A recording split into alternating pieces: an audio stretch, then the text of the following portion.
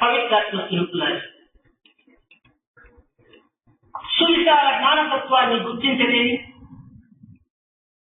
జీవిత అంతరాంతరాలలో ప్రవేశించలేని నేటి మానవ లోకము విశ్వ శ్రేయస్సును ఏ రీతిగా సాధించగలదు? Today's human nature, which cannot understand the inner depth of wisdom and which cannot understand the true meaning of life, how can it achieve the welfare of humanity?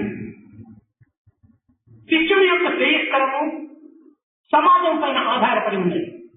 The welfare of the world depends upon the welfare of the society. సమాజం యొక్క క్షేమము వ్యక్తి పైన ఆధారపడి ఉన్నది. The well-being of the society depends upon the well-being of the individual. ఏ తర్వాత విశ్వ సమాజ వ్యక్తి యొక్క అన్యోన్యత అవినాభావ సంబంధం.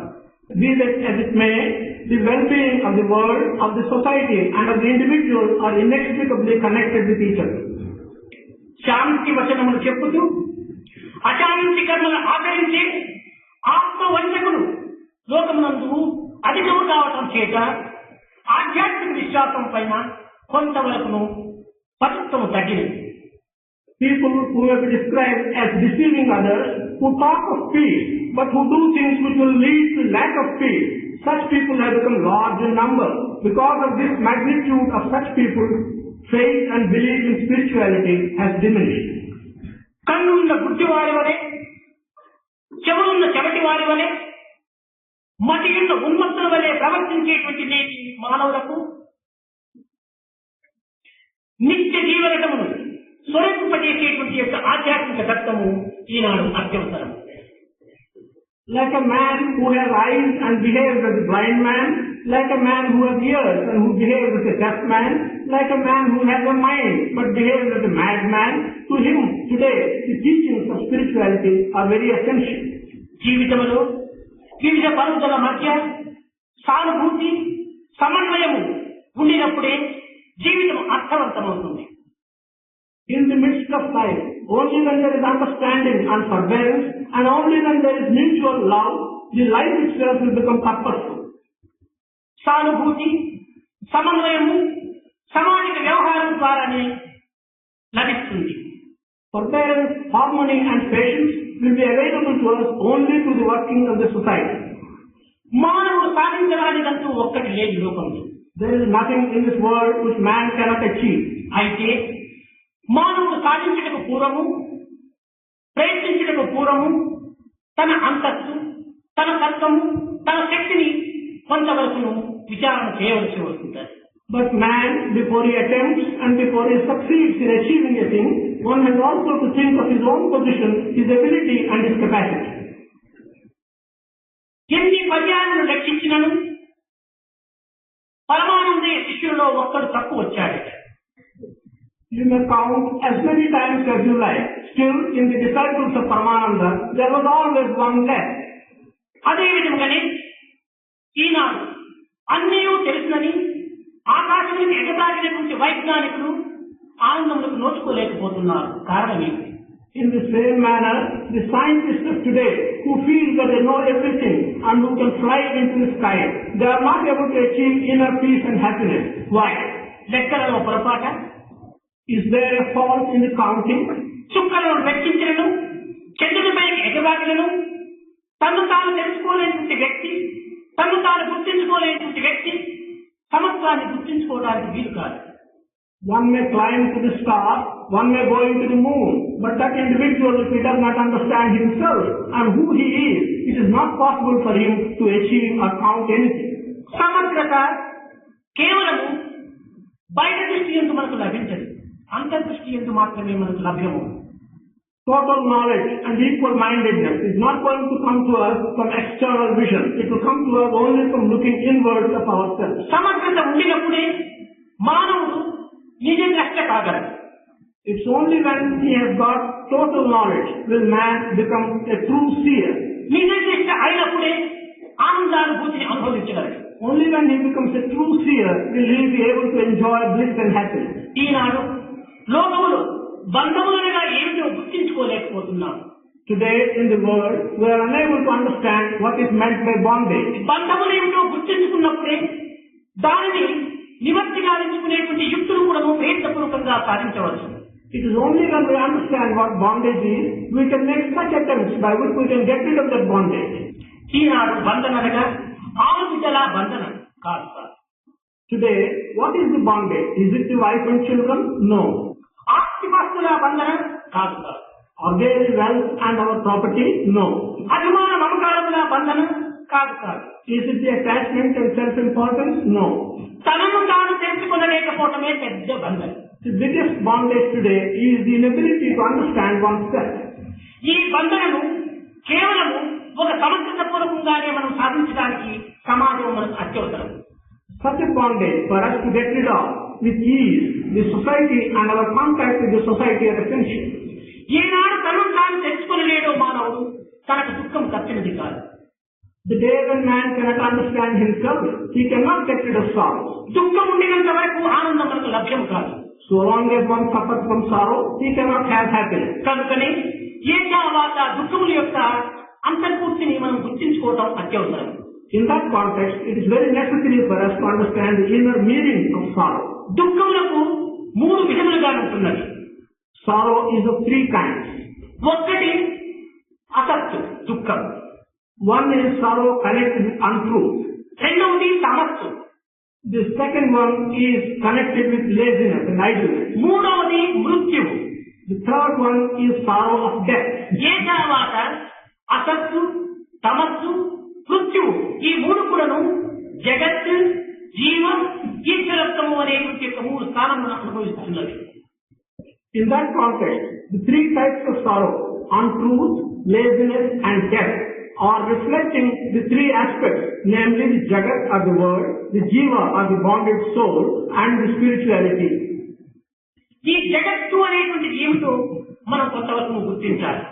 What does the word Jagat or world mean? We should recognize to some extent. మానవులకు మరవవలసినటువంటి దానిని మర్చినంత వరకు కూడా దుఃఖం తప్పినది కాదు. So long as man does not forget what he should forget, he cannot escape sorrow. కనుక మరవవలసినటువంటి దానిని మర్చినప్పుడే మానవునికి ఆనందం. Man, when he forgets what he should forget, he will be able to enjoy happiness. తెలుసుకోవలసినటువంటి దానిని తెలుసుకున్నప్పుడే మానవునికి ఆనందం. Man can be happy only when he knows and understands what he should know and understand. చేరవలసినటువంటి దానిని చేరినప్పుడే మానవునికి ఆనందం. Man can be happy only when he reaches the destination which he has to reach. ఇప్పుడు మరవవలసినది ఏమిటి? What is it that we should forget? జగత్తు భావము మనం మరవవలసి. The aspect of the world is something which we should forget. జీవతత్వము అనేటువంటిది ఏమిటో తెలుసుకోవాలి. We should understand what is the nature of Jiva. బ్రహ్మములో చేరవాలి. We should reach the destination of Brahman. మానవత్వం అనగా దివ్యత్వంతో కూడినటువంటి ఆత్మతత్వం అనేటువంటి సత్యాన్ని ప్రతి వ్యక్తి కూడా గుర్తించవాలి. Every individual should recognize that human nature is nature which is connected with the divine aspect. కనుకనే జగత్తు భావముని ఏనాడు మరచి జగదీశ్వర భావాన్ని మనం ఏనాడు గుర్తించము ఆనాడే జీవతత్వం అనేటువంటి దాన్ని మనం గుర్తించుకొని ఆత్మతత్వంలో మనం ఆనందాన్ని అనుభవించవచ్చు. This simply means that the day when we can forget the worldly aspect and think of the Lord, God, then only through Jiva, through the life, we can understand this. కనుక ఈ జగత్తత్వము అనేటువంటిది జీవతత్వము అనేటువంటిది ఆత్మతత్వం అనేటువంటిది అవినాభావ సంబంధం. Here, the three aspects, the aspect of the world, the aspect of Jiva, and the aspect of the Atma are also inseparably connected with each other. ఇది వస్త్రం. This is a cloth. ఇది వస్త్రం కాదు, దారం. This is not cloth, this is thread. దారం కాదు, ప్రత్తి. This is not thread, this is cotton. ప్రత్తి వలననే దారం, దారం వలననే వస్త్రం. Out of cotton comes the thread, out of thread comes the cloth. కనుకనే ఆత్మ అనేటువంటి ప్రత్తి జీవ అనేటువంటి ధారా స్వరూపాన్ని ధరించి వస్త్రము అనేటువంటి జగత్తుగా మనం ప్రకటిస్తూ ఉంటున్నారు. We should recognize here that Atma, which is like the cotton, takes the form of Jiva, which is like the thread, and ultimately becomes the created world, which is like the cloth. కనుకనే మనము ఆత్మతత్వాన్ని మరచిన అనగా ప్రత్తినే మనం మరచిన దారము లేదు, వస్త్రము లేదు.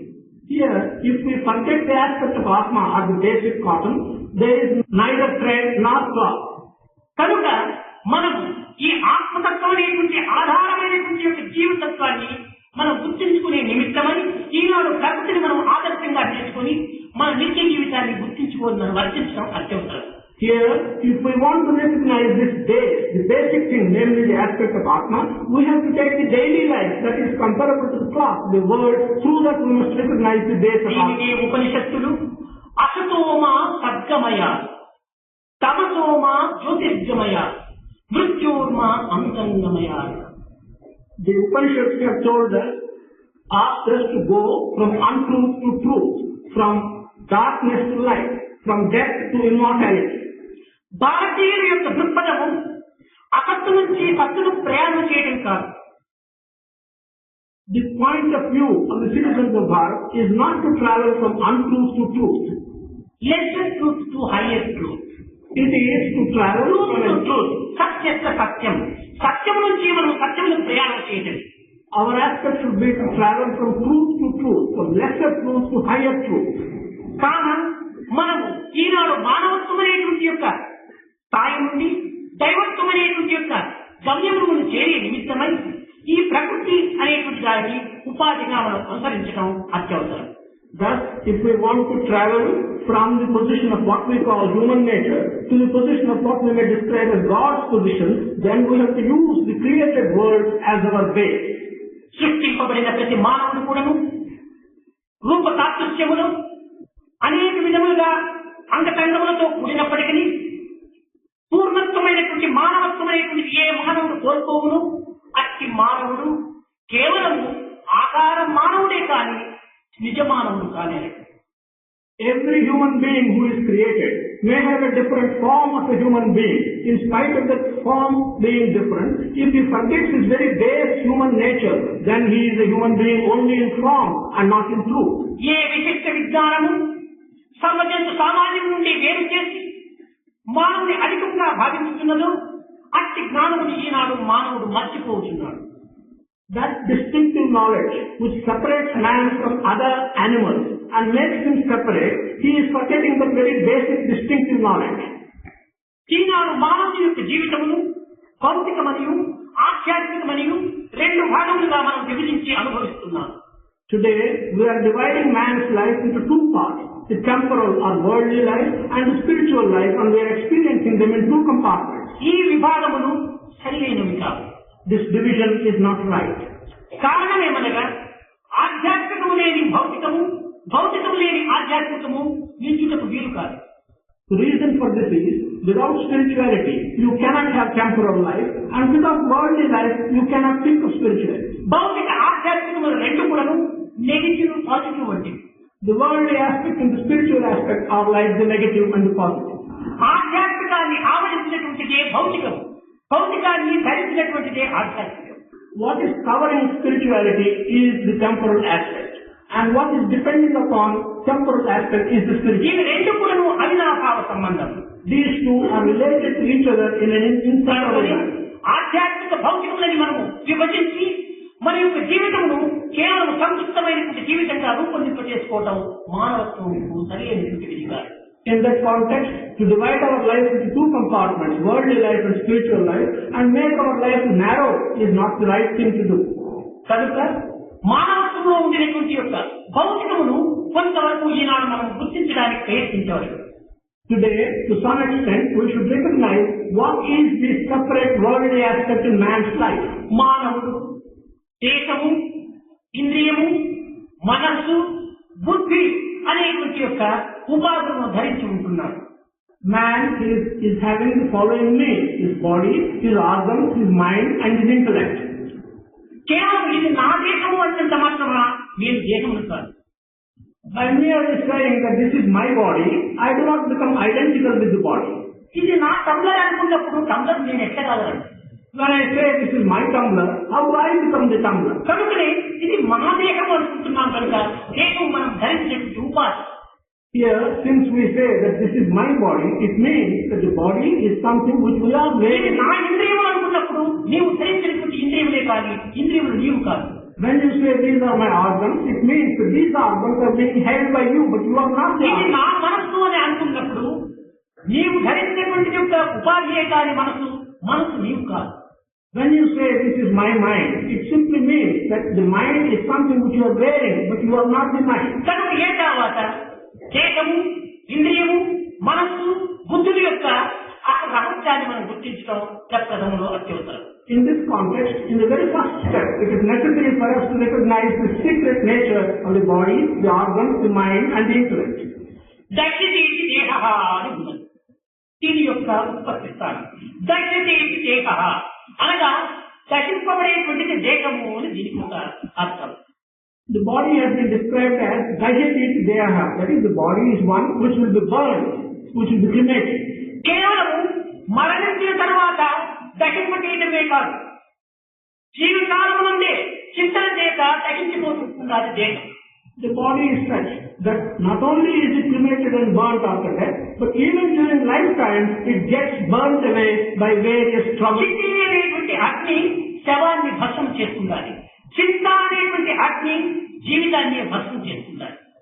The funeral fire burns the dead body. On the other hand, troubles and thoughts in our life, they burn the living body.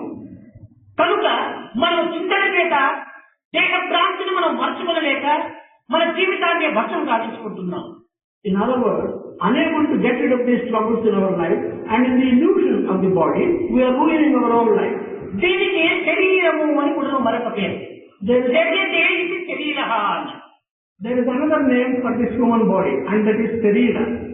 శరీరం అనగా జీర్ణించిపోయినటువంటిది కనుక దీనికి శరీరము అని ఒక అర్థం. One meaning for this word శరీర is it is one which decays. ఏ విధంగా రక్తపు ముద్ద వలె పుట్టి బాల్యములో కోమలంగా పెరిగి యవ్వనమునందు ఆకర్షణీయంగా సౌందర్యాన్ని అనుభవించి వృద్ధాప్యంలో వికారం చెందుతున్నది ఈ శరీరం. How does this body decay? The body is born as a clot of blood, and it takes the form of youth, where it attracts and becomes an adult, where it looks very beautiful, and in old age it decays. శక్తికారములతో కూడినటువంటి ఈ శరీరం. This body has got 6 deformations. ఈ శరీరమునికి క్షేత్రము అని కూడా మరొక పేరు. This body is also called the kshetra or the field. క్షేత్రం అనగా భూమి అని అర్థం. Kshetra means field. ఈ క్షేత్రం అనేటువంటి భూమిలో ఏదో కొన్ని విధమైనటువంటి పంటలు పెట్టినప్పుడే ఈ యజమాని ఆ పంటలను అనుభవించుకోవడానికి అధికారిగా ఉంటుంటాడు. In this body which can be compared to a field, it's only when the owner sows something can he reap the harvest out of this field. ఇందులో జీవుడే రైతు. The jiva in the body is the cultivator. ఈ యొక్క జీవుడు అనేటువంటి వాడు పాప ఫలములు అనేటువంటి బీజములు చల్లుకున్నప్పుడు ఈ శరీరం అనేటువంటి యొక్క క్షేత్రం నందు పాప ఫలములే మనకు లభిస్తుంటాయి. పుణ్యము అనేటువంటి బీజములు చదువుకున్నప్పుడు పుణ్య ఫలములే మనకు ప్రాప్తిస్తుంటాయి. In this field of the body, when the jiva puts in seeds of sin, he enjoys fruits of sin.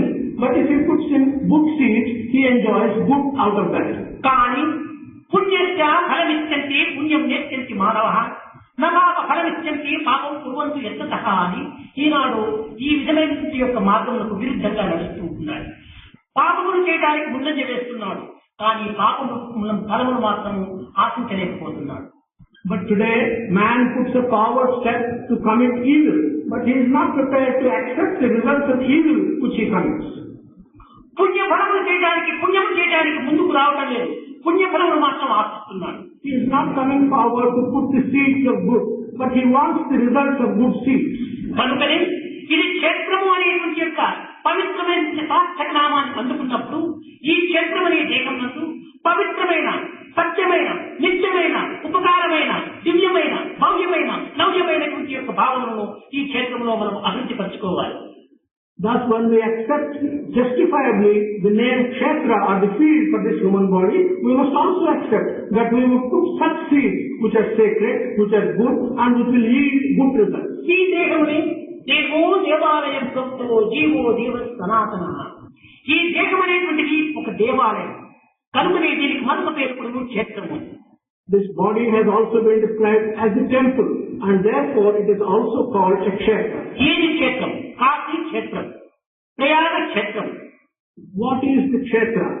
A kshetra is a place of pilgrimage. Kasi is a sacred place of pilgrimage. Tirupati క్షేత్రం, Tirupati is a kshetra. ఈ విధమైనటువంటి క్షేత్రముల యొక్క పేరు ఎక్కడి సార్థకమవుతున్నది? పవిత్రమైన దివ్యమైనటువంటి దైవత్వం యొక్క నివాసములు కనుకనే దీనికి క్షేత్రములని సార్థక నామాన్ని అందుకోగలుగుతున్నది. How do these places get justifiably the name kshetra? Because sacred Lord resides in those kshetras. They are called kshetras. కనుకనే ఇది క్షేత్రం అనగా ఇందులో దైవత్వం అనేటువంటి దివ్యత్వం ఆత్మరూపంతో ఉన్నది కనుక ఇది మనం క్షేత్రం. ఈ క్షేత్రం అనేటువంటి దేహము ఎంత పవిత్రంగా మనం ఉపయోగించుకోవాలో గుర్తించుకోవాలి. So if we call this body the kshetra, it is so because sacred God in the form of Atma is living in this body of kshetra. And how sacred it is and how we should use it, we should think about it. ఈ యొక్క దేహం అనేటువంటి క్షేత్రమును నిత్యము పరిశుద్ధం చేసి పవిత్రమైన వాతావరణంతో నింపుకోవడానికి ప్రయత్నించాలి. This body which we have called kshetra should be cleaned every day, should be made sacred and should be filled with sacred thoughts. పరిశుద్ధమనగా కేవలము దినములకు 10 పర్యాయములు స్నానం చేసి ముట్టద్దని మూఢాచారంలో పోవడం కాదు. Cleansing the body does not mean bathing 10 times a day and asking everyone not to touch you. జలముతే దేహము మాత్రమే పరిశుద్ధమవుతుండాలి. By water you can cleanse only the body. దేహ పరిశుద్ధి మాత్రమే ప్రధానం కాదు, వాక్ పరిశుద్ధి కూడాను కావాలి. సత్యము చేత వాక్కును కూడాను పరిశుద్ధం చేయాలి. Cleansing the body is not the only thing that is necessary. You should cleanse your word also. You should cleanse your విద్యా word. తపస్సుల చేత జీవతత్వాన్ని కూడాను పరిశుద్ధం చేయాలి. We should also, by vidya and tapas, cleanse the aspect of jiva. ఇంకా జ్ఞానము చేత బుద్ధిని పరిశుద్ధిపరచాలి. With the help of wisdom, we should cleanse our intelligence. కనుక జలము చేత దేహమును, సత్యము చేత వాక్కును, విద్యా తపస్సుల చేత జీవతత్వమును, జ్ఞానము చేత బుద్ధిని పరిశుద్ధం చేసినప్పుడే అంతఃకరణ పరిశుద్ధి కలిగినటువంటి వాడుగా రూపొందుతాడు. It's only when we cleanse our body with water, our word with truth, our jiva with vidya and tapas, and our intelligence with wisdom, then man will be called cleansing his own antahkarana. కనుక ఈ దేహము అనేటువంటిది కేవలం జడమైనటువంటిదే కానీ చైతన్యమైనటువంటిది కాదు. This body is truly a lifeless body. It is not a full of life. ఈ జడమని చెప్తున్నారే, ఇది పెరుగుతున్నది కదా, తరుగుతున్నది కదా, క్షీణాభివృద్ధిని కూడా జరుగుతున్నది కదా, ఇది జడం ఎట్లా అవుతుంది అని మీరు సంశయించవచ్చు. You may get a doubt. We have called this body a lifeless body, but it grows and it decays. How does a lifeless thing grow and decay? దినము మనం ఇల్లును ఊడ్చి ఇంత చెత్తకు తీసుకుని వెళ్ళి ఒక దిబ్బలో వేసుకుంటే దిబ్బ కూడా పెరుగుతుంటారు. Every day after cleaning the house, if we gather the rubbish and put it on a heap, the heap will also grow day after day. అదే విధంగానే ఇది కూడా ఒక జడమైన దిబ్బ వంటిది. నిత్యము టిఫన్లు, కాఫీలు, భోజనాలు, డిన్నర్స్ ఇవన్నీ వేస్తుంటే ఈ చెత్తతో చేత ఈ దేహం కూడా పెరుగుతుంటారు. So also this body is lifeless, but every day we are giving it rubbish in the form of coffee, tiffin and food. So the heap also grows even if it is lifeless. కనుక ఈ చైతన్యమైనటువంటి ఆత్మతత్వమే లేకపోతే ఈ శరీరము, ఈ దేహము, ఈ క్షేత్రము, ఈ యొక్క దివ్యమైన మందిరము నిరుపయోగమైపోతుంది. We conclude that if this divinity in the form of Atma is not present in this lifeless body, the body will become utterly useless and the body will become కనుక lifeless. మనం శరీరం యొక్క తత్వాన్ని చక్కగా ఈ విధంగా మనం గుర్తించుకున్నప్పుడు ఈ దేహ భ్రాంతి అనేటువంటిది, దేహ బంధన అనేటువంటిది సాధ్యమైనంత వరకు మనం శ్రమత్వమైనా తగ్గించుకొని ఈ దుఃఖములకు దూరం కావడానికి అవకాశం ఉంటుంటాయి. In this way, when we recognize the truth about this body, then the illusion of the body, the bondage in the form of an illusion of the body will disappear and will become less. మనం లేనిపోని దురాశల చేత అనేక ఆశలను పెంచుకొని నిరాశలకు గురి అయి, ఇసుకతో గురి అయి అనేక విధమైనటువంటి దుఃఖములు కూడా మనము తెచ్చిపెట్టుకుంటున్నాం. We promote in ourselves unnecessary aspirations and thereby we bring disappointment to ourselves in that manner. కనుక ఈ ఆచరణను మనం కొంతవరకు అరికట్టుకునేటువంటి మార్గములకే వేదాంతమునందు వైరాగ్యము అని చక్కని నామకరణం చేశారు. For the path by which we can control and minimize these desires, in the Vedantic language, this has been called vairagya. మనం జీవితంలో అనేక కోరికలను పెంచుకోవడం చేత మన యొక్క జీవిత ప్రయాణం, దీర్ఘ ప్రయాణంలో చాలా మనం ఇక్కడకు గురి కావాల్సి వస్తుంది. By promoting and gathering several desires in our life, the journey of our life will become a long and difficult journey. కనుకనే దీనిని ఆధారం చేసుకొని భౌతిక లౌకిక ఆధ్యాత్మిక నందు కూడాను లెస్ లగేజ్ మోర్ కంఫర్ట్ మన జీవిత ప్రయాణం నందు ఈ కోరికలు అనేటువంటి లగేజ్ని క్రమక్రమేణా తగ్గించుకోవడానికి ప్రయత్నించాలి. It is in this context that in our journey of life, in the worldly aspect as well as spiritual aspect, it has been said, less luggage makes travel a comfort, and therefore makes travel more comfort. కనుక మనము ఈ యొక్క జీవితమునందు దేశభ్రాంతిని క్రమక్రమంగా తగ్గించుకొని సాధ్యమైనంత వరకు దీనికి ఎంతవరకు పోషణ అవసరమో అంత పోషణకు మాత్రమే మన కాలము దీనికి అంకితం చేయాలి. Thus, during our lifetime, minimizing this illusion of our body, to some extent we should promote and keep the body healthy to the extent that is necessary. ఇంకా ఇంద్రియములు, We now come to the organs. ఈ ఇంద్రియములకు ఉపనిషత్తునందు మాత్రః అని పిలువబడుతూ వచ్చారు. These organs have been called in the Upanishad Matra. మీయతే ఇది మాత్రః అని దీని ఉత్పత్తి స్థానం. మీయతే ఇది మాత్రః అనగా కొలతవేయబడినటువంటి శక్తి కలిగినటువంటి కాబట్టి దీనికి మాత్ర అని ఒక పేరు. The origin of this word Matra is, it is something which will enable you to make a measure. It works as a measure. మాత్ర అనగా కొలత. Matra simply means measure. ఏం ఈ ఇంద్రియములకు కొలతబద్ద? What is the measure? What's the standard for these organs? ఇప్పుడు పప్పు తింటున్నాం, పప్పులో ఉప్పు తక్కువ ఎక్కువ అని మనం నిర్ణయాన్ని చేస్తున్నాం. We eat dal, cooked dal, and we come to a decision that the salt is more or salt is less in this dal.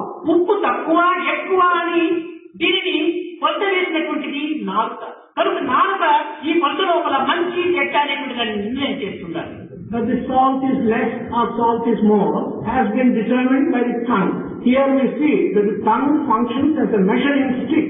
అదే విధంగానే కన్ను ఒక అందము చూస్తుంది. మనిషి చక్కగా ఉంటున్నాడు కానీ ముక్కు చక్కగా లేదే అని ఒక నిర్ణయాన్ని చేస్తుంది. In the same manner, the eye looks at a beauty and comes to the decision, yes, there is beauty, but the nose is not very good. ముక్కు యొక్క కొలతలు వేసినటువంటిది కన్ను. It is eye that makes the measure of the nose. ఇంకా ఈ యొక్క సంగీతము అతి మధురంగా ఉంటుండాలి, అతి కావ్యంగా ఉంటుండాలి అని చెప్పడం కానీ, లేక ఇది అపస్వరంగా ఉంటుండాలని నిర్ణయం వేయటం కానీ చెవుడు.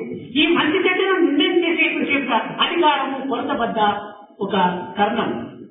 Further, when we say this music is very good, this music is very pleasing, and there is no false tune in this music, the ear helps you to make a measure of the good or bad. కనుక ఈ ఇంద్రియములు అన్నీ కూడా ఇదే విధంగానే ఒక్కొక్క విషయాన్ని ఒక్కొక్క రీతిగా కొలత వేస్తూ పోతున్నాయి. Thus these organs, in one way or other, they are becoming the measuring means, and they measure whatever you get as a quantity. ఇంద్రియ కాక మాత్రః అనగా మరొక అర్థము పరిమితి అని ఒక అర్థం. Not only this, the word matra also means a limitation. ఈ పరిమితి యొక్క మాత్రకి ఏమిటి ఉండాలి ఈ ఇంద్రియములు? Let us ask, what is this kind of limitation which is present for each one of these organs? ఈ నాటకం అనగా నువ్వు ముక్కు మన ఉచ్ఛ్వాస నిశ్వాసములు తీసుకొని జీవతత్వాన్ని పోషించే నిమిత్తమై మనకు నాటకం ప్రసాదించారు భగవంతుడు. The nose has been given to us by God with a view to breathe in and breathe out and promote the life in this body. ఏ అంగము, ఏ ఇంద్రియము, ఏ నిర్ణయ నిమిత్తమై, ఏ నిమిత్త నిమిత్తమై అనుగ్రహించాడో ఆ యొక్క మార్గమును మాత్రమే అవలంబించవలసి వస్తుంది. Each organ, for what purpose and to do what task has it been given to us, we should take care to see that it limits itself to undertaking that task. సక్రమంగా దీని యొక్క నియమములను నీవు పాటించినప్పుడు ఇవి సక్రమైన జీవితాన్ని అనుభవిస్తాయి. In other words, when these rules and limitations are observed by these organs, then the life will be smooth. భగవంతుడు ఆదేశించినటువంటి నియమాన్ని అవి ఉల్లంఘించినప్పుడు ఇవి కొంతవరకు బాధపడాల్సి వస్తుంది. When we transgress the limitation given by God to each one of the organs, it does cause some difficulty and pain to us. కనుక మన ఉచ్ఛ్వాస నిశ్వాసములు తీసుకొని జీవతత్వాన్ని కొంతవరకు పోషించుకునే నిమిత్తమై అందించినటువంటి ఈ ముక్కుతో నష్టం చేసుకోవడానికి ప్రయత్నం చేస్తే ఇది దురుపయోగం కాదా? So, with the nose which has been given to us by God to breathe in and breathe out, if we use that nose to take snuff inside us, instead of not making bad use మన of the నాలుక మృదుమధురమైనటువంటి మాటల చేత, పవిత్రమైనటువంటి యొక్క వాక్యముల చేత ఇతరుల హృదయాన్ని రచింపజేసి తదుపరి సాత్వికమైన ఆహారాన్ని భుజించే నిమిత్తమై మనకి నోరును ప్రసాదించాడు భగవంతుడు. Our tongue has been given to us by God with a view to utter sweet words and please others, and not only that, with a view to take sattvic food to maintain ourselves. అట్టు కాకుండా ఇతరుల మనసు నొప్పించేటువంటి కఠినమైనటువంటి వాక్కులు చెప్పటము, పరదూషణలు atom, పరనిందలు చేయటము, సాత్వికమైనటువంటి ఆహారం భుజించట, రాజసిక తామసికమైనటువంటి యొక్క ఆహారం భుజించటము, ఇది పెడమార్గం పట్టినట్టు కాదా? On the contrary, if we use the tongue to utter words which will cause pain and hurt to others, and we use the tongue to eat not sattvic food, but tamasic and rajasic food, is it not abusing the gift given to us? కనుక మత్తు మాంసాలను భుజించే నిమిత్తమే మనకి ఈ నోరును ప్రసాదించలేదు భగవంతుడు. This tongue and mouth have not been given to us by God in order that we may eat intoxicating food. పరులను దూషించి పరుల హృదయాన్ని గాయపరిచేటువంటి నిమిత్తమే మనకి ఈ నాలుగు అందించలేదు భగవంతుడు. The tongue has not been given to us by God to utter words and find fault in others. కనుకనే ఈ విధంగా సక్రమమైన మార్గం చేత మన యొక్క ఇంద్రియములను పవిత్రముగా ఉంచుకున్నప్పుడే మన మానవత్వం సార్థకమవుతుంది. In this manner, by observing the proper limitations, when we use our organs in the right manner, then human nature becomes appropriate. ఈ యొక్క ఇంద్రియములన్నీ కూడా కేవలం స్వతంత్రమైనటువంటి కావు. All these organs are not independent of each other. విషయములతో సమ్మిళితమైనప్పుడే ఈ ఇంద్రియములు కొంతవరకు ఉపయోగపడుతున్నవి. They become useful only when they get mixed up with various matters. కారణం ఏమనగా ఎక్కడో ఏదో ఒక విషయం ఉంది, ఆ విషయం ఫోన్లో వచ్చి ఈ యొక్క ఇంద్రియం వినేటప్పటికీ హృదయాన్ని చెల్లింపు చేస్తుంది. The reason for this is, there may be a situation at some distance. When that situation comes and is heard by your ear, then the heart becomes... కనుక మన సుఖ దుఃఖములకు మూల కారణము విషయము ప్లస్ ఇంద్రియము, దీని వలనే సుఖ దుఃఖములు మనకు ఏర్పడుతూ వస్తున్నాయి. Thus, for our sorrow as well as for our happiness, the reason is the organ and also the situation which comes to us through the organ. విచారమైన వార్తలు వినినప్పుడు మనకు దుఃఖం ప్రారంభమవుతుంది. ఆనందమైనటువంటి విషయాన్ని వినినప్పుడు మనకు ఆనందమైనటువంటి సంతోషం లభిస్తుంది. When we hear a sorrowful news, then we begin to feel sorry. When we hear a happy news, we begin to feel happy. కనుక వినకుండినంత వరకు మనకు దుఃఖము లేదు, ఆనందము లేదు. So, you see, so long as we do not hear about this situation, we are neither sorry nor happy. చూడకుండినంత వరకు మనకు దుఃఖము లేదు, ఆనందం లేదు. So long as we do not see, there is neither sorrow nor happiness. కనుక ఈ ఇంద్రియములు విషయముతో సమ్మిళితం కావడం చేతనే సుఖ దుఃఖములు మనకు సంప్రాప్తమవుతున్నాయి. It's only when the organs get mixed up with various situations do we get sorrow and happiness. కనుక మానవునికి ప్రసాదించేటువంటి సర్వేంద్రియములు కూడా మంచిని చేసి, మంచిని చూసి, మంచిగా ఉండి, మంచిగా జీవించడం కోసమే అనుగ్రహించాడు. Thus, all the organs given to man have been given to him so that he may be good, do good and see good. ఇదే దైవత్వానికి సరైనటువంటి మార్గం. This is the correct path to reach divinity. ఈ విధమైనటువంటి పవిత్ర మార్గాన్ని మన ఇంద్రియుల ద్వారా కొంతవరకు అలవర్చుకోవటానికి, అభ్యసించడానికి తగిన కృషి సరిపాలి. We should make the necessary attempt by which this correct path is. ఏ జపతమైన యజ్ఞయాగాలను ఆచరించడానికి అవకాశం లేకపోయినప్పటికీ మనకు అనుగ్రహించినటువంటి ఇంద్రియములు భగవత్ కార్య నిమిత్తమై మనం అంకితం గావించినప్పుడు సత్కర్మలు, సదాలోచనలు, సచ్చింతలు, సత్ప్రవర్తనలు ఈ యొక్క సద్భావం చేత నింపుకొనడం చేత జీవితమే ఒక దివ్యమైన జీవితంగా రూపొందుతుంది. Even if we do not have the opportunity to perform japa, tapa or yajna, still if we can use these organs given to us by God to do good and to use in the right way, we can have a pleasant life. కనుకని పిల్లలందరికీ నేను అప్పుడప్పుడు చెప్తుంటాను, see good, do good and be good. This is the way to God. I tell young people often, see good, do good, be good. This is the way to God. మనం పవిత్రమైనటువంటి యొక్క నాలుకను జిహ్వే, రసగ్ని, మధుర ప్రియత్వం, సత్యం హితం పరం వదామి, ఆవర్ణయేత మధురాక్షరాణి గోవింద దామోదర మానవే. మనము పవిత్రమైనటువంటి రీతిగా మన యొక్క వాక్కును ఉపయోగపెట్టకపోయినప్పటికీ మధురమైనటువంటి రీతి కింద మనం ఈ వాక్కును అనుభవించటము, అందించటము అత్యవసరమైనది. Even if we do not use our tongue in a sacred manner on all occasions, it is necessary for us to utter only words, sweet words like Govinda, Mama. You cannot always oblige, but you can speak always openly. ఈ విధమైనటువంటి యొక్క ఇంద్రియాలను సన్మార్గంలో ప్రవేశింపచేయడానికి ఇది మానవత్వం. జంతువునాం నరజన్మ దుర్లభం. ఏమిటి ఇంక మానవత్వం దుర్లభం అని చెప్పడం లోపల ఇంతకంటే పవిత్రమైన దుర్లభం లేదు. నీ నిత్య జీవితాన్ని నీవు అనుభవించు, నీ నిత్య కర్మను నీవు ఆచరించు, సత్యభావాన్ని నీవు నింపు. ఇదే ప్రేమతత్వాన్ని బోధించేటువంటిది ఆధ్యాత్మిక తత్వం.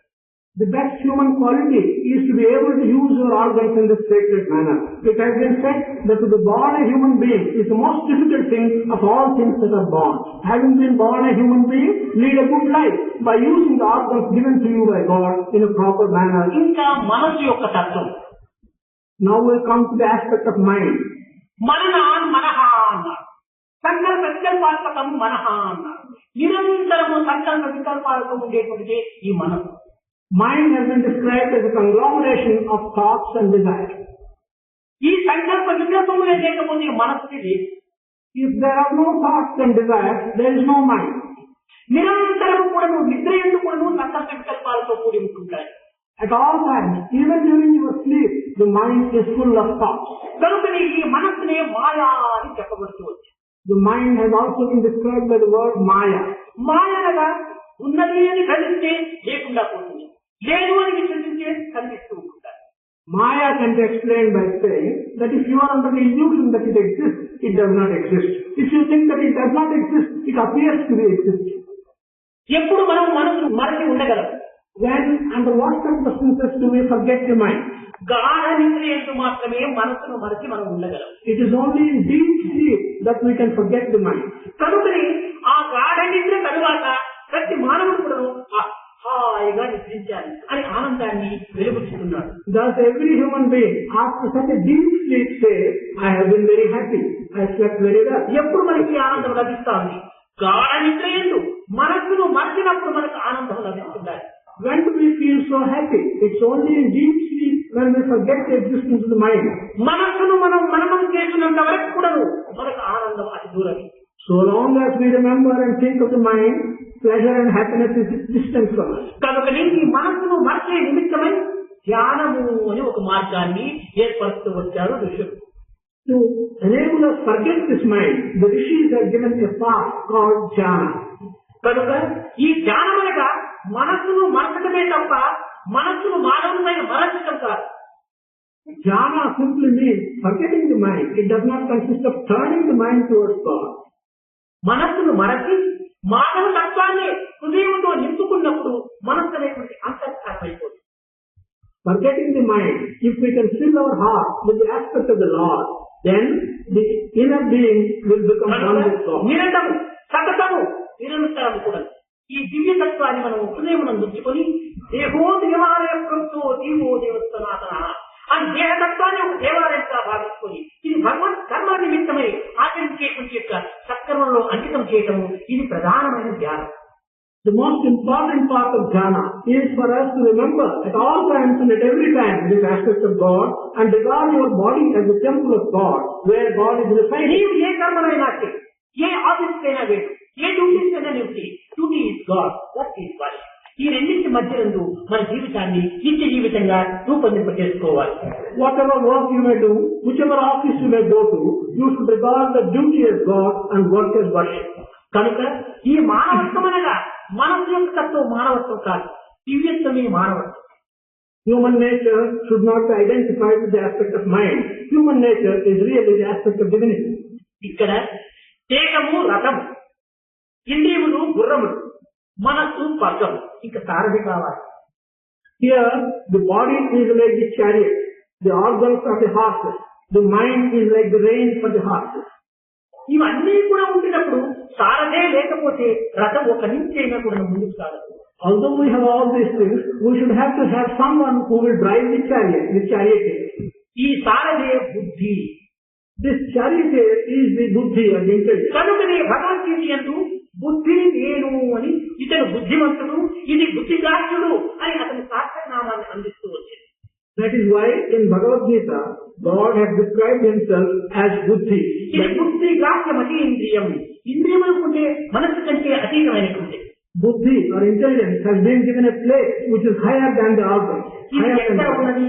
ఈ బుద్ధి అనేటువంటి సారథి యజమానుడు అనేటువంటి ఆత్మకు అతి సమీపంలో ఉంటుంది.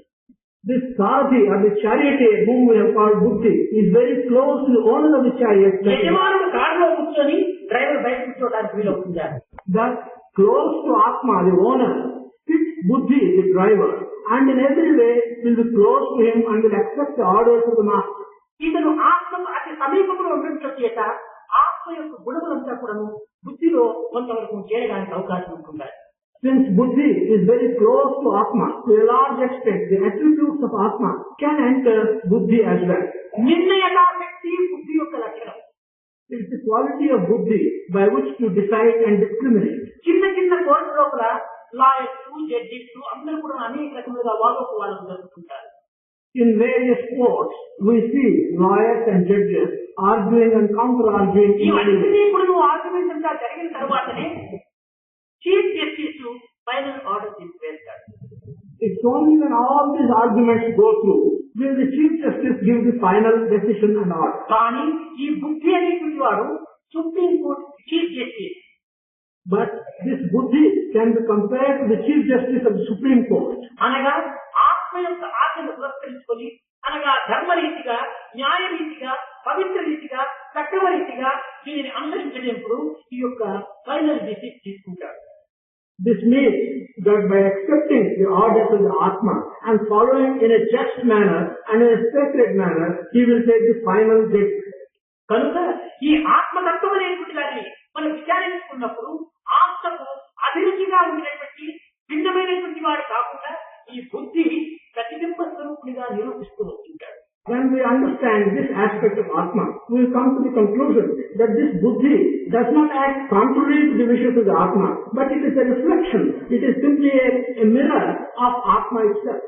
కనుక ఈ బుద్ధి యొక్క దీనిని మనం ఏమి చేయవలసినప్పటికీ చక్కగా విచారం చేసి యోచించి సద్భావం చేత మనం నిర్ణయాన్ని తీసుకోవడానికి ప్రయత్నించాలి. తొందర పడకూడదు. Haste means waste, waste means worry, so do not be in a hurry.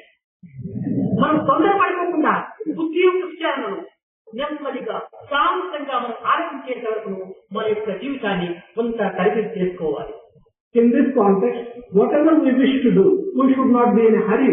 We should promote good thoughts in our buddhi and come to a slow and correct decision. If we are in a haste, haste makes waste, waste makes worry, and do not be in a hurry. కనుక ఈ విధమైనటువంటి పట్టణమైన మార్గాన్ని మనం అవలంబించినప్పుడు, అనుసరించినప్పుడు ముక్తి మన హస్తగతమైపోతుంది. If we follow in this manner the correct and the right path, liberation from bondage will be in our hands. Bhojaraju చక్కగా పెద్ద సభను ఆహ్వానం చేసి ఆ సమయంలో అనేక మందికి పండితులను, పండితోత్తములను, వేదములను, వేదోక్తులను అక్కడ లాభించాడు. King Bhoja organized a meeting of many scholars and great pandits and invited them to that meeting. అందులో భోజరాజు ఒక ప్రశ్న వేశాడు. King Bhoja asked a question. ఈ సమావేశమైన యొక్క పండితుల లోపల, పండితోత్తముల లోపల కూడాను ఎవరు మోక్షములకు పోగలరు, ముక్తిని అందుకోగలరు అని ప్రశ్నించారు. He asked the question, amongst all the scholars who are assembled here, who is it that can attain liberation or mukti? అందులో ఒక పండితుడు కాకుండా పామరుడైనటువంటి వాడు, సామాన్యమైన వ్యక్తి తాను హంబుల్ వినయ విధేయతలు ప్రకటిస్తూ, మహారాజా నేను పూచే పోవచ్చును అన్నాడు. Amongst those people, an individual who was not a scholar, who was not a pandit, who looked a very ordinary, humble person, got up and said, it is possible that I may go to a liberated position. మిగిలిన పండితులకు, పీఠాధిపతులకు జోరులను వచ్చింది కోపం. The other scholars and the Pīఠāధిపtis and the great pandits who were present మేము గొప్ప గొప్ప పండితులుగా ఉంటున్నాము, మహర్షులుగా ఉంటున్నాము, మహనీయులుగా ఉంటున్నాము, మాకు లేని అధికారం ఈ పాలనకు ఏ రీతిగా లభించింది అనేక విధములుగా అహంకారం వారు వివరించినాడు అరుణుజాతి. They became very angry and they said, we scholars, pandits who are learned in every way, if we cannot be free from bondage, how can this ordinary humble person get freedom from bondage? మహారాజు దగ్గర సాగి చెప్తూ వచ్చారు, ఈ అల్పజ్ఞుడు, ఈ యొక్క పామరుడు ముక్తికి పోవడానికి ఏం అధికారం ఉంటుండాలి? వేదం చేస్తున్నా, శాస్త్రం చేస్తున్నా, ఉపనిషత్తు చేస్తున్నా, ఇతిహాసం చేస్తున్నా, పురాణం చేస్తున్నా, ఏమీ తెలియజేస్తే అమ్మాయికు మోక్షం ఏ రీతిగా అనుకోగలడు, విచారించవలా అని చెప్పని అసూయాప్రియులు అనేక మంది ఉంటుంటారు. They went on complaining to the king and asking, how does this humble person who does not understand Veda, who does not read Upanishad or Shastra, how does he go for liberation? We must go into this matter. మహారాజా, నేనన్నది నేను పోతే పోవచ్చు అన్నాను. నేను అనే అహంకారం పోతే వచ్చాలి పోవచ్చు. This humble man replied, Raja, yes, what I said was, if I lose the ego and pride of myself, being I, if I lose I may go, that is, if I goes in me, then it is possible for me to get Eenadu liberation. మానవుడు ప్రతిదానికి నేను నేను నేను నేను ఈ అహంకారం అనేటువంటి దేహమునే నేనుగా భావించుకోవడం చేతే ఇన్ని దుఃఖములకు గురి అయిపోతున్నాడు. My body, my mind, my బుద్ధి, మై చిత్త, మై ఇంద్రియ, మై ఎక్సెట్రా అంటున్నాడు కానీ మై క్వశ్చన్ వేసుకోవడం లేదు. Man today is so much filled with ego that he always talks of my body, my mind, and he is always talking of himself. But who is he who owns this body and this mind? He is not asking that question. దేహమే తాను కానప్పుడు దేహములకు సంబంధించినటువంటి కరకర వస్తువులు తనకి ఎక్కగలరు. When body is not identical with him, how can wealth and property which belongs to the body belong to him? దేహమునందు ఆత్మతత్వమైనటువంటి యొక్క ప్రాణతత్వము ఉండినంత వరకే సోహం సోహం సోహం అనేటువంటి యొక్క శ్వాస ఉండినంత వరకే ఇతను శివం. ఈ సోహం పోయినా శవం. Only so long as the aspect of life of Soham, of breathing in and breathing out is present in this body, he is Shivam. But once that breath goes, then he becomes a Shavam, a dead body. మన నిత్య జీవితంలో మోక్షం అనుకున్నా, ముక్తి అనుకున్నా, liberation అనుకున్నా, freedom అనుకున్నా మన యొక్క హస్తములోనే ఉంటుండాలి. In our daily life, whatever you may call it, liberation, mukti or freedom, it is present in our own hands. మనము హిమాచలం పోనక్కర్లేదు, తపస్సులు చేయనక్కర్లేదు, సన్యాసం ధరించనక్కర్లేదు, ఏమి చేయనక్కర్లేదు. మన యొక్క ఇంద్రియములను సక్రమమైన మార్గంలో వినియోగపెట్టి దేహ ప్రాంతి, మన ప్రాంతి, ఇంద్రియ ప్రాంతిని ఈశ్వరార్పణ గావించి నీ నిత్య జీవితంలో సక్రమమైన మార్గంలో అంతరించినప్పుడు నీవే దైవస్వరూపం, నీవే ఆత్మస్వరూపం, నీవే సాక్షాత్ శివస్వరూపం. We do not have to undergo tapas. We do not have to take sannyasa or go to the Himalayas. It's only when we can use our organs in the right manner and forget about the illusion of the body, illusion of the mind, then you become God, you become divine. కనుక మానవత్వంలో you are not one person but three. The one you think you are, దేహతత్వం. The one others think you are, జీవతత్వము. The one you really are, అది ఆత్మతత్వం. ఈ మూడింటి ఉన్నటువంటి స్వరూపము నీవే త్రిమూర్తాత్మక స్వరూపుడు. To understand human nature, we say that you are not one person, but you are three persons. The one you think you are, this is the illusion and aspect of body. The one others think you are, this is the aspect of jiva in you. The one you really are, this is the divine or the atma aspect in you. మనం మన ఎందున్నటువంటి యొక్క ఈశ్వరత్వాన్ని మనం మర్చిపోతున్నాం. We are forgetting the divinity, the aspect of Ishvara that is present in you. లోకరీతిగా నీవు హీరోగా ఉండినప్పటికీ ఆత్మరీతిలో నీవు జీరోని. Hero becomes zero if he forgets God. From a worldly angle, you may be a hero, but from the angle of the Atma, you become zero. The one hero who forgets God becomes zero. ఈశ్వరుడనగా, దేవుడనగా, పరమాత్మనగా, ఆత్మనగా ప్రత్యేకించినటువంటి స్థానం లేదు. నీవే నీ తత్వాన్ని నీవు మర్చిపోతున్నావు. కేవలం లౌకికమైనటువంటి విజయవాదంలో మునిగి నీ ఆత్మతత్వాన్ని, పరిశుద్ధమైనటువంటి పవిత్రమైనటువంటి దివ్యత్వాన్ని నీ విస్మరిస్తున్నావు. Whether you call it Ishvara or God or Paramatma or Atma, it is not a distinctive separate thing from you. It is in you, but you are forgetting that aspect and filling yourself with worldly desire. You are forgetting the Ishvara aspect that is present in you. ముఖ్యంగా మన యొక్క ఈశ్వరత్వాన్ని మనం గుర్తించుకునే నిమిత్తమై మన నిత్య జీవితం లోపల మనం అనుసరించవలసినటువంటి, ఆచరించవలసినటువంటి, అనుష్ఠించవలసినటువంటి యొక్క మార్గాలను మనం సక్రమంగా చేపట్టాలి. Importantly, in order to realize the presence of divinity in you, in our daily life, the practices which we should adopt and the methods which we should accept, we should undertake such practice. మనం అనుభవించేటువంటి యొక్క సర్వానందములు, సర్వభోగములు కూడాను, సర్వభాగ్యములు కూడాను స్వప్న దృశ్యములు. All that we experience with our organs, or the wealth, or the prosperity that we experience in our life are like dreams. కలలో చూసిన మేడలు, విద్యలు కన్నులు విప్పిన లేవు కదా. మనం స్వప్నంలో కూడా అనేక దృశ్యాలు మనం చూస్తున్నాం, అనేక ఆనందాన్ని అనుభవిస్తున్నాం, అనేక భయంకరాన్ని మనం అనుభవిస్తున్నాం. కానీ ఎంతవరకు స్వప్నము దాటిని కట్టడమే ఇవన్నీ అదృశ్యం. The mansions which we see in our dream do not exist when we wake up. The happiness and the sorrow that we experience in our dream does not exist when we wake up. కలలో తేరుకుట్టి ఏడుస్తున్నటువంటి వ్యక్తికి ఎన్ని చికిత్సలు చేసినప్పటికీ ఆ ఏడుపు మారలేదు. ఒక్కటూరు light వేసి అతను తట్టి లేస్తే తేరులోకి పోతుంది. The person who is bitten by a scorpion during his dream, whatever medicines you may give him, he is not going to be cured. But the moment you put on the light and wake him up, the scorpion bite will disappear altogether. అదే విధంగానే అజ్ఞానం అనేటువంటి నిద్రలో మనం పుట్టినంత వరకు కూడా ఈ సుఖ దుఃఖములు, ఈ యొక్క బాధలు, ఈ యొక్క వియోగములు, ఈ యొక్క సంయోగములు మనకు తప్పినవి కాదు. In the same manner, so long as we are in the deep sleep of ignorance, all the sensations, all the happiness, the sorrow, the contentions and the attachments are inescapable. మన జాగ్రత్త అవస్థ కూడా ఒక స్వప్నమే.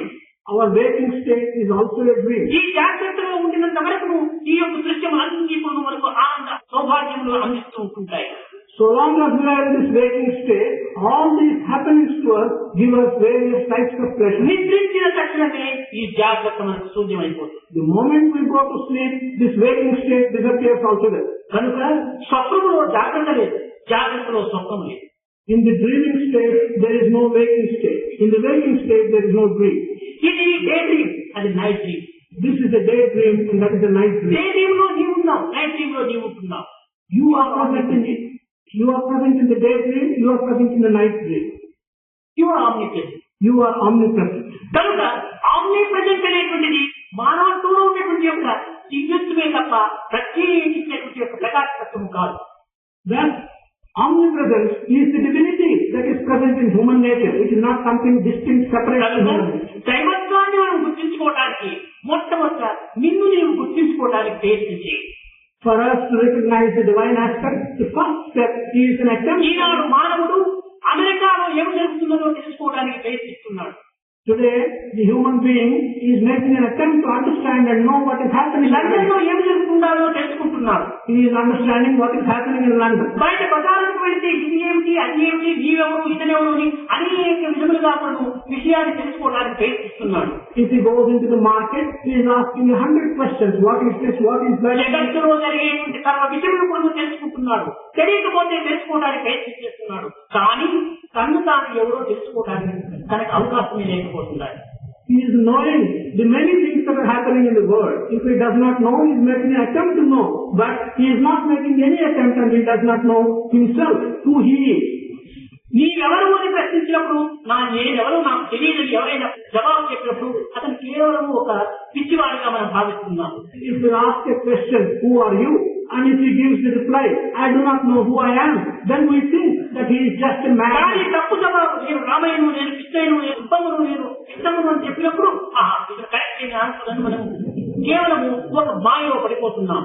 But when one gives the answer, I am Ramaya or I am Subhamma or I am Krishnaya, then we think, oh, he has understood who he is. And ఈ రామయ్య అనేటువంటి దేహుడు పెట్టిన పేరు కానీ నీ పేరు కాదు. This Ramaya is a name given to your body. It is not your name. కాబట్టి ఈ పరిస్థితిలో నీ యొక్క ఆన్సర్ తప్పు. In this context, your answer is wrong. ఒకనొక సమయం లోపల సోక్రటీస్ అని మహా కష్టవేత్త అతను ఒక వాకింగ్ వెళ్తున్నాడు బజార్లో.